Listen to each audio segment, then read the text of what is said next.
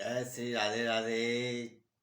ओम नमः पार्वती पते हर हर महादेव। आज सोमवार का दिन है। सोमवार को मोती, सफ़ेद मूंगा, ओपल इसे पहनने से मन की शांति मिलती है। जब आप इसको धारण करें तो इसके संग गोमेद और लहसुनिया ना पहने, क्यों गोमेदक लहसुनिया नुकसान करेगा। क्यों ये मोती शांति के प्रतीक और गोमेदक और लहसुनिया ये क्रूर ग्रह के नग हैं। ये एक गोमेदक राहु का नग है और लहसुनिया केतु का नग है, इसलिए इसको संग में ना पहने। मोती, सफ़ेद मूंगा, ओपल इसे पहनने से आपको मन की शांति मिलेगी।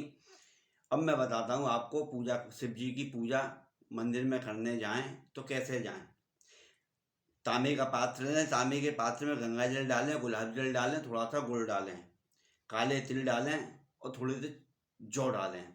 इसको डालने के बाद अपने और थोड़ा सा दूध डाल लें, या दूध को अलग से ले जाएं, चाहें अलग से ले जाएं वो ज़्यादा बढ़िया रहेगा। और अपने घर में आसन बिछा के पहले एक माला पंचाक्षरी मंत्र की कर लो, चाहे महामृत्युंजय मंत्र की कर लो। और महामृत्युंजय मंत्र की करोगे तो इससे रोग नाश होगा। एक माला महामृत्युंजय मंत्र की अपने घर में आसन बिछा के, और इसका सोमवार का चंद्र का वास है आपके ये पश्चिम और उत्तर का कोना, ये चंद्र का वास होता है। इस इधर की तरफ मुख करके आप है ना अपने पूजा करिए, महामृत्युंजय का जाप करिए। जाप करने से क्या होगा, आपके घर के अंदर या आपको किसी को कोई भी कैसी भी लाइलाज बीमारी लग रही होगी तो वो दूर हो जाएगी। और इसका जाप करें, शिव चालीसा पढ़ें, चाहे महामृत्युंजय मंत्र पढ़ें, चाहे पंचाक्षरी मंत्र पढ़ें। इसको पढ़ने के बाद उस जल को ले जाएं फिर मंदिर में। मंदिर में ले जाने के बाद पतली पतली धार से उसको जल को चढ़ाएं, और जो पंचाक्षरी मंत्र का या महामृत्युंजय मंत्र का जो आपने माला करी है उसी मंत्र का जाप करते हुए धीरे धीरे उस जल को पतली पतली धार से, जैसे चूड़ी की सी धार कहते हैं, उस धार से लेके भोलेनाथ पे अभिषेक करें। अभिषेक करके चंदन लगाएं, इत्र मलें। क्यों, शिव जी पे इत्र मलने का बहुत बड़ा महत्व है। शिव जी पे आप इत्र मलेंगे तो उससे आपका जीवन हर समय महकता रहेगा और खुशियों से भरा रहेगा। इससे आप भगवान बांके बिहारी के मंदिर में भी आप देखते होंगे, कभी गए होंगे तो उनकी चौखट पे इत्र माला जाता है। मथुरा जी के मंदिर में भी इत्र माला जाता है। हर जगह जाओगे आप इत्र मला जाएगा, इसलिए इसमें भी आप इत्र का सेवन करें। शिव जी को इत्र मलें, चंदन लगाएं, माला पहनाएं, और आपके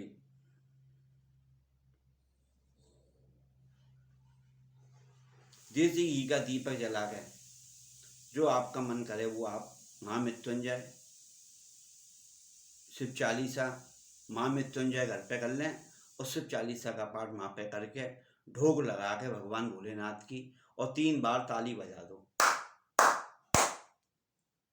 ऐसे 3 बार ताली क्यों, रावण ने भी भगवान भोलेनाथ के मंदिर में पूजा करता था जब वो 3 बार ताली बजाता था। 3 बार ताली बजाने से आपके तीनों ताप नष्ट हो जाते हैं, देहिक, देविक, भौतिक, तापा। ये 3 ताप जो होते हैं ये सबरे नष्ट हो जाते हैं भोलेनाथ के मंदिर में ऐसा करने से। इसे आप करें, करने के बाद आपको फायदा होगा। लड्डू लें और लड्डू और थोड़ी सी भांग, अगर कोई बीमार हो रहा हो, कोई अपनी मन चाह, अपनी इच्छा भगवान से चाहता हो, तो लड्डू के ऊपर थोड़ी सी भांग रख के भोलेनाथ को चढ़ा दे और उस लड्डू को वहीं छोड़ दे और लेके अपने भगवान का नाम लेके सीधा चला आवे। और कभी भी आप मंदिर में जाएं, कहीं भी जाएं, बैठें तो कभी भी वस्त्र को झड़काना मत। चाहे तीर्थ यात्रा में जाओ, चाहे किसी मंदिर में जाओ और वहाँ बैठे हुए हो और बैठ के आप खड़े हुए और आपने लेके पीछे का हिस्सा झड़कार दिया, ऐसे कभी मत झड़कारना। क्यों, भगवान के देविक स्थल से आपके शरीर से चिपक के जाने कौन सी चीज़ आ रही है और तुमने लेके वहीं बैठे हो, वहीं झड़कार दिया। क्यों, वहीं तुमने भगवान से संबंध रखा हो, वहीं तुमने वहीं भगवान के संबंध को झड़कार के घर चले आए। ऐसा कभी मत करना। ये बहुत बड़े संतों की बात है, ये समझ में आ जाएगी आपके।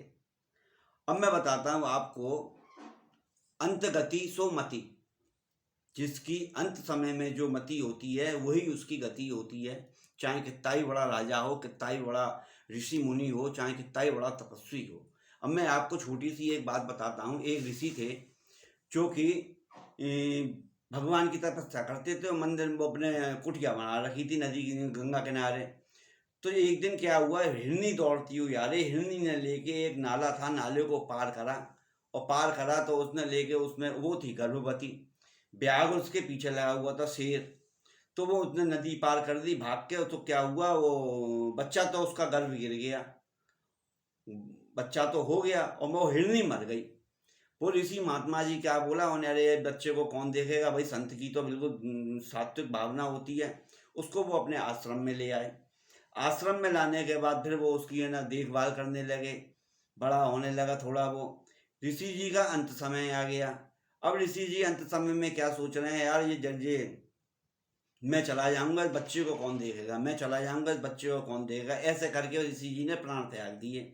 बाद में उनको हिरण बनना पड़ा, मगर वो तपस्वी थे, उनको मालूम पड़ गई भाई ये मैंने अंत गति सोमति के हिसाब से मैं हिरण बना हूँ। उन्होंने लेके समय बिताया, समय बिताए गंगा में अपने कूद के उन्होंने अपने माँ से देह त्यागी। देह त्याग के फिर वो एक बनिए के यहाँ, बनिए के घर में जन्म लिया। बनिए के घर में 5वें भाई बने थे। बनने के बाद उन्होंने बिल्कुल जड़ जड़ थे, मूर्ख बने। दुकान पे बैठाया बच्चों, भाई दुकानदारी करो। तो बच्चे आ गए, बाबा हमें कछू दे दे, बाबा हमें कछू दे दे। बच्चों को उन्होंने बांटना शुरू कर दिया। उन्हें, चल भाई चल, तू तो दुकान पे नुकसान दे दिया है, तू भाग यहाँ से, चल तू खेत की रखवाली कर। तो खेत की रखवाली करने के लिए बैठा दिया। अब वहाँ पे आराम से वो तो तान खूटी खा पी के सो गए। अब वहाँ पे देखा उन्हें, भाई तू ये चुड़ियाँ लगी हुई है खेत में, क्यों नहीं भगा रहा है। तो बोला, अरे भैया राम ही को खेत, रामी की चरैया, रामी को खेत, खाओ चरैया भर भर पेट। उन्हें, तू तो साले हमारा सबका सत्यानाश कर देगा। उनने लेके भाई माँ से भी उनको भगा दिया। अब कोई बात नहीं, हार थक के वो एक जगह बैठे हुए थे। राजा की पालकी निकल रही थी। राजा की पालकी में एक काहार कमजोर पड़ गया। उन्होंने देखा ये हट्टा कट्टा ऐसे ले लो। उन्हें उन्हें बुला लिया, उन्हें पालकी में जोत दिया। चल गई, वो पालकी में जुट गए। अब जैसे ही ले राजा फड़फड़ा जाए, फुथक जाए वो, सोई ले राजा फड़फड़ा जाए, फिर फुथक जाए वो। उन्हें, भाई ये कौन आदमी है जो बार बार मेरे को हिलाता है, मेरे को परेशान करता है। उन्हें साहब जे है मोटा सा आदमी, ये बार बार फुदकता है ये। तब उन्होंने ले, उन्हें तो रोको, उतर के उन्होंने पूछा। पूछने के बाद जब उन्होंने कही उन्हें कि भाई इस धरती के ऊपर, इस पृथ्वी के ऊपर सबको जीने का हक है। मैं ये देख रहा हूँ मेरी जानबूझ के मेरे से कोई पाप हत्या नहीं हो जाए, यह है सनातन धर्म की पहचान। मेरे पैर के नीचे आके कोई चैंटी नहीं मर जाए, कोई जानवर नहीं मर जाए, इसलिए मैं इसको देखता हुआ चल रहा हूँ। और कोई आता है तो मैं उससे बच जाता हूँ। उन्हें जो नहीं दिख रहा है, वो जो नहीं दिख रहा है वो मुझसे मर रहा है, तो मैं भैया प्रभु का स्मरण कर रहा हूँ, इससे उसका पाप नष्ट हो जाएगा। जब उन्होंने, राजा ने देखा, वो राजा निकले थे गुरु ढूंढने के लिए, उन्हें इससे बड़ा गुरु कौन मिलेगा। सो वो लेके उनके चरणों में गिर गए। चरणों में गिर के उनसे ना माफ़ी मांगी, क्षमा मांगी। क्षमा मांगने के बाद उनको खुद को, महाराज जड़ भरत जी को पालकी में बैठाया। राजा खुद कंधे से लेके उनको अपने महल में ले गया, उनका आदर सत्कार किया। तो इसीलिए कभी भी किसी मूर्ख इंसान को देख के ये मत सोचो ये मूर्ख है। वो मूर्ख नहीं है, वो बहुत बड़ा भक्त भी हो सकता है भगवान का। क्यों, बहुत से भगवान के भक्त छिपे रुस्तम होते हैं, अपने आप को जाहिर नहीं करते हैं। डोल रहे हैं अपने मलंग, कहीं बैठ गए, कहीं कुछ कर लिया, ये कर लिया। इसलिए सबका आदर करो, सम्मान करो। किसी भी का, भिक्षुक हो कोई भी हो, किसी का अपमान मत करो, जाने किस रूप में नारायण मिल जाए।